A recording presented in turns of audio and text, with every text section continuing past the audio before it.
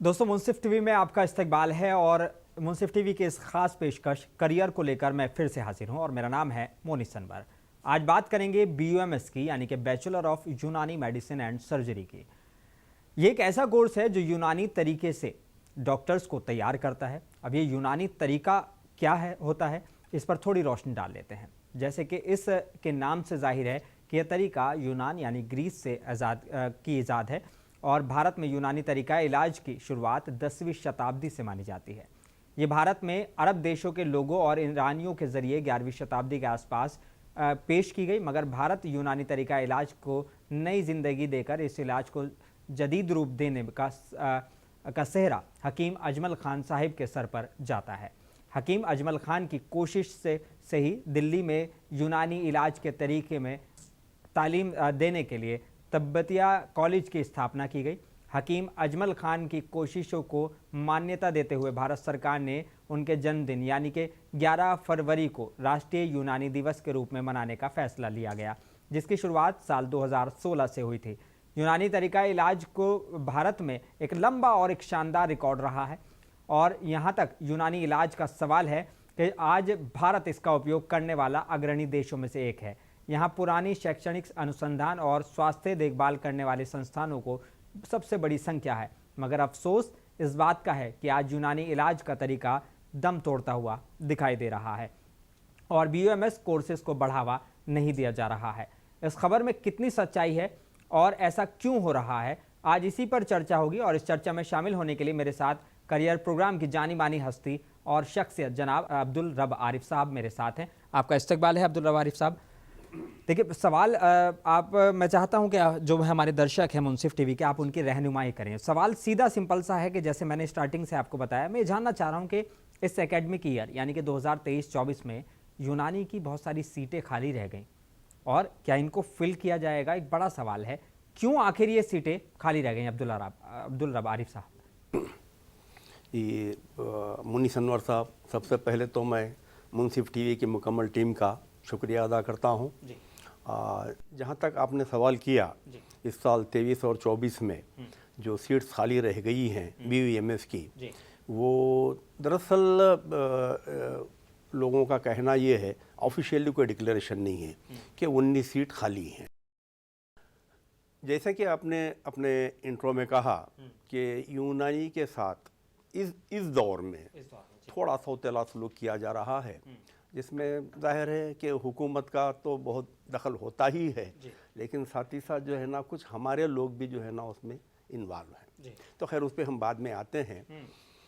देखिए, पहली चीज़ ये है कि तेलंगाना में और आंध्र प्रदेश में, दोनों में मिला के सिर्फ 2 यूनानी मेडिकल कॉलेजेस हैं, जिसमें गवर्नमेंट मेडिकल कॉलेज हमारे पास हैदराबाद में है और private Abdul Haq medical college जो है ना करनूल में है, तो वो प्राइवेट कॉलेज है, तो खैर उसको हम बाजू रखते हैं।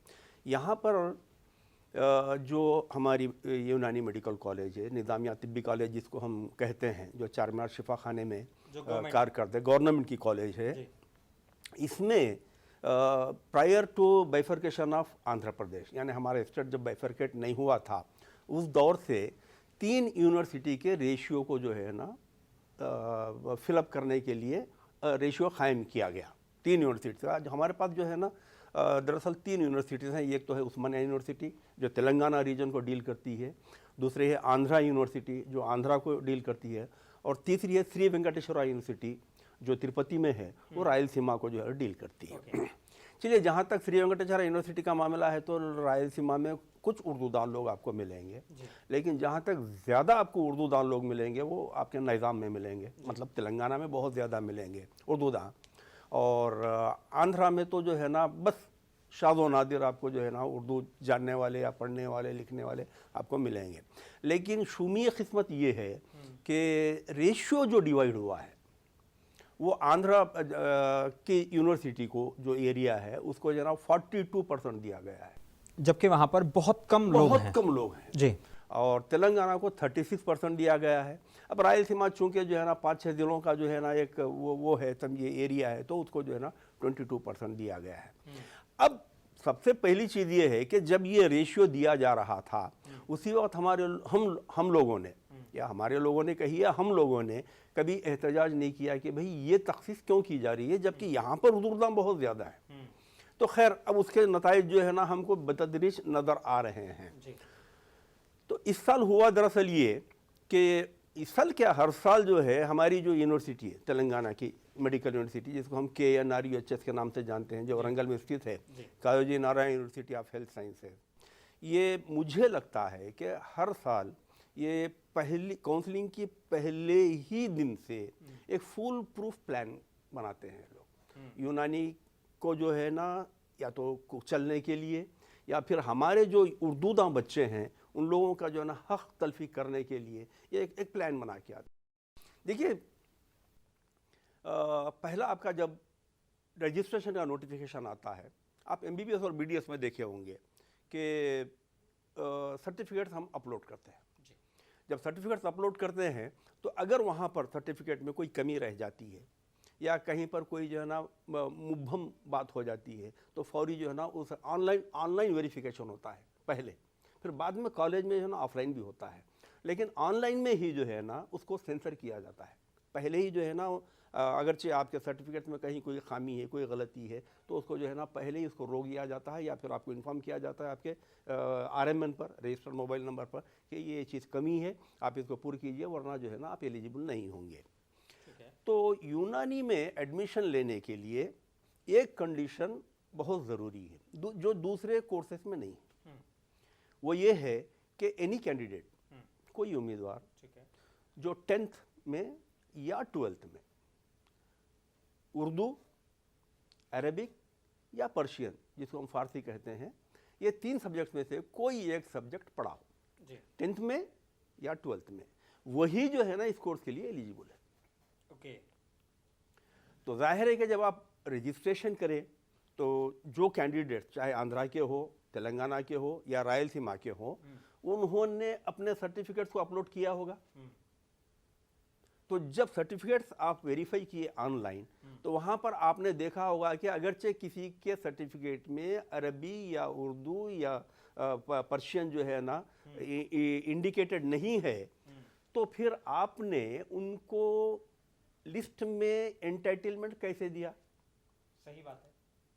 आप जो है यानी पहली लिस्ट से मैं देखता आ रहा हूँ, देखिए मानता हूँ कि शेड्यूल क्या, शेड्यूल ट्राइब OBC का जो है ना रिजर्वेशन है, इसमें कोई डाउट नहीं है, लेकिन आपका सर्टिफिकेट ये बता रहा है कि आप जो है ना जो कंडीशन एप्लीकेबल है उसको फुलफिल नहीं कर रहे हैं। तो उन कैंडिडेट्स को आपने लाइव लिस्ट में कैसे रखा, एलिजिबल लिस्ट में कैसे लेके आया? तो पहले ही आप उनको सेंसर कर देना चाहिए था ना। नहीं, आपने क्या किया, पहली लिस्ट में जो है ना उन कैंडिडेट्स को भी सीट दे दी जिसके जो है ना उर्दू है, ना अरबी है, ना संस्कृत तो से पर्शियन है। तो वो जाहिर है कि वो बच्चे तो ज्वाइन नहीं करेंगे, तो ये सीट वैकेंट हो गई। तो आप फिर सेकंड फेज के लिए चले गए, सेकंड फेज में फिर ये रिपीटेशन होता रहा। फिर उसके बाद में आप जो है ना इसलिए वैकेंसीज के लिए गए, मापअप में गए, मापअप में भी ये होता रहा। फिर आंध्रा और श्री वेंकटेश्वरा से जो है ना बच्चे कम बतदरीज कम होते चले गए। तो इसका रूल ये है कि अगर किसी स्टेट यूनिवर्सिटी के कैंडिडेट्स कम पढ़ते हैं तो उन सीट्स को, चाहे वो रिजर्वेशन सीट्स हों या ओपन सीट्स हों, जो एलिजिबल कैंडिडेट्स हैं उनको ओपन में भरा जाता है। मिसाल के तौर पे जो है ना जैसा हमारे पास मुस्लिम कैंडिडेट्स में BCE का रिजर्वेशन है, तेलंगाना और आंध्रा में दोनों जगह पर है।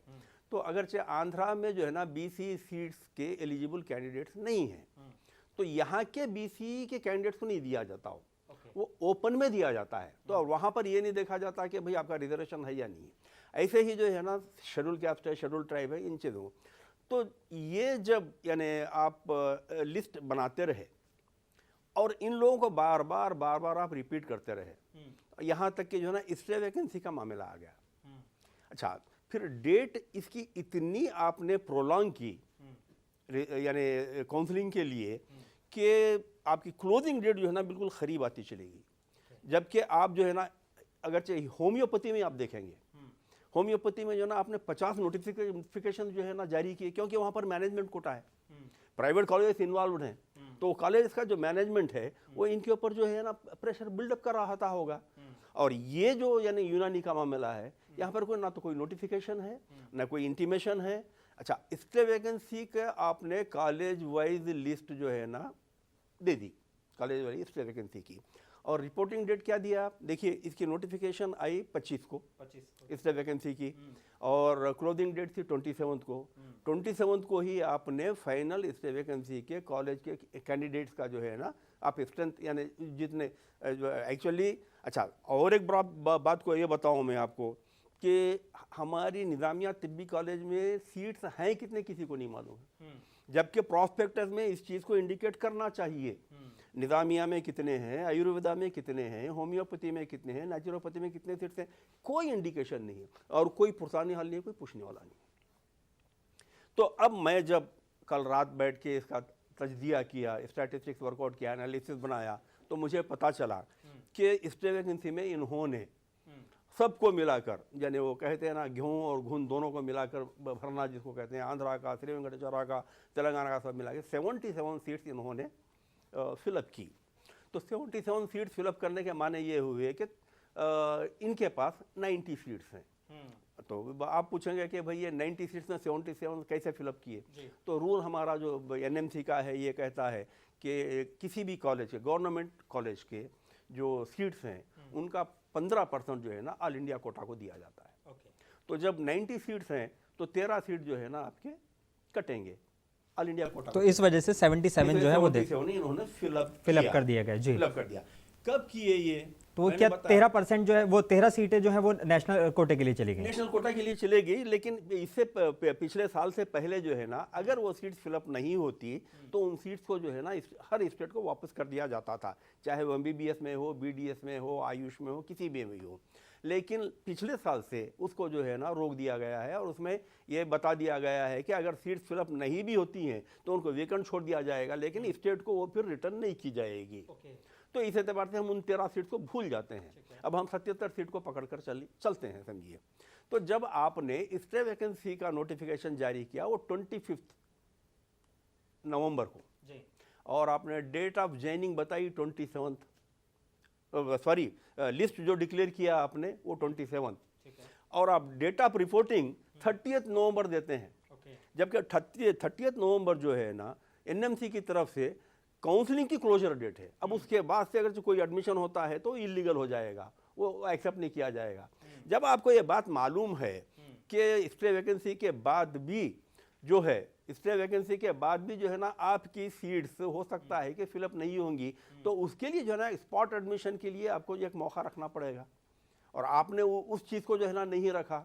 और ये चीज़ जो है नेचुरोपैथी में भी हुई है, वहाँ पर भी सीट्स बची हुई है नेचुरोपैथी में भी। तो मैं यहाँ आता हूँ आपके, तो जाहिर है कि 30 को जब काउंसलिंग क्लोज हो गई तो जो स्टे वैकेंसी में जो 77 बच्चों को जो भरा गया था, जिसमें आंध्रा के भी है, श्री वेंकटेश्वरा के भी है और यहाँ के OU के भी है, तो 19 बच्चों ने रिपोर्ट नहीं किया, जिसमें मैक्सिमम शेड्यूल क्या, शेड्यूल ट्राइब बच्चे हैं। ठीक है, तो कंडीशन चूंकि उर्दू का लगा हुआ है, लेकिन इसको जो है ना एक वो ये लेंगे कि प्रॉस्पेक्टस में पैराग्राफ 3 में जो एलिजिबिलिटी कंडीशन है उसमें जो है ना एक छूट दी गई है, अगर किसी ने उर्दू, अरबी या पर्शियन नहीं पढ़ा है तो वो कोर्स ज्वाइन करने के बाद भी उसको कहते हैं कि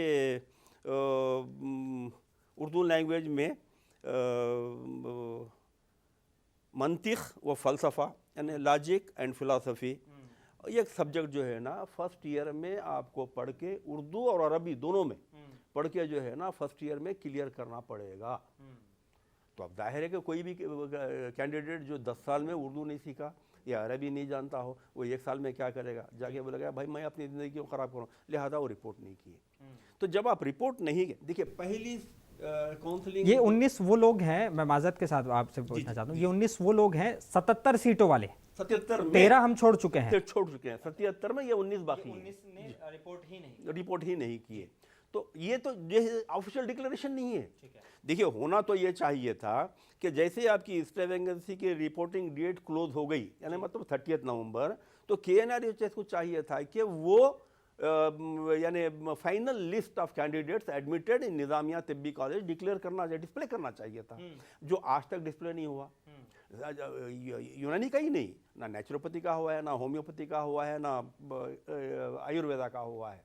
तो इसके बारे में भी कोई जो है ना यूनिवर्सिटी को पूछने के लिए तैयार नहीं, और ना किसी को यानी इसकी ये वो लगी हुई है, कोशिश लगी हुई है कि भाई हम इसको पूछेंगे, इसको करें। तो जैसे ही यानी ये सीट्स वैकेंट हो गई, तो नेचुरोपैथी में भी ये हो गई थी।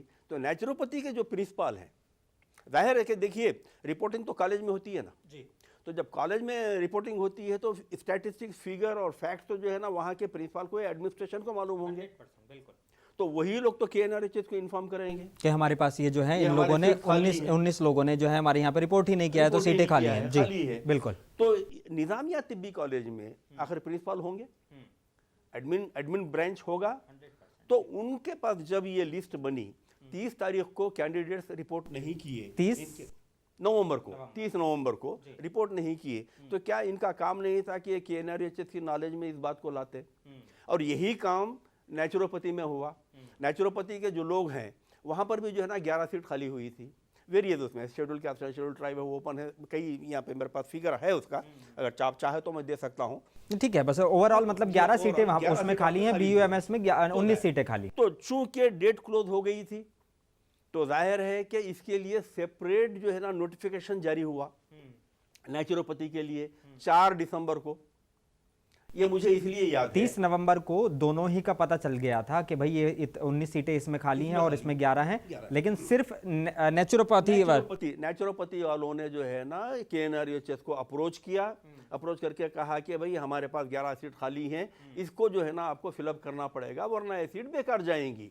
तो जब ये हुआ, अच्छा मुझे ये डेट इसलिए याद है कि उस दिन मैं मैसूर में था, तो जिस दिन नोटिफिकेशन आया तो फौरी मैंने जो है ना जो कैंडिडेट्स मेरे कांटेक्ट में हैं, मैंने उनसे कहा कि भाई आप लोग भी जो है ये जो आपके सीट्स वैकेंट हैं BUMS के, उसके लिए आप लोग भी जो है ना एहतजाज कीजिए, कॉलेज में जाके मिलिए, प्रिंसिपल से कहिए।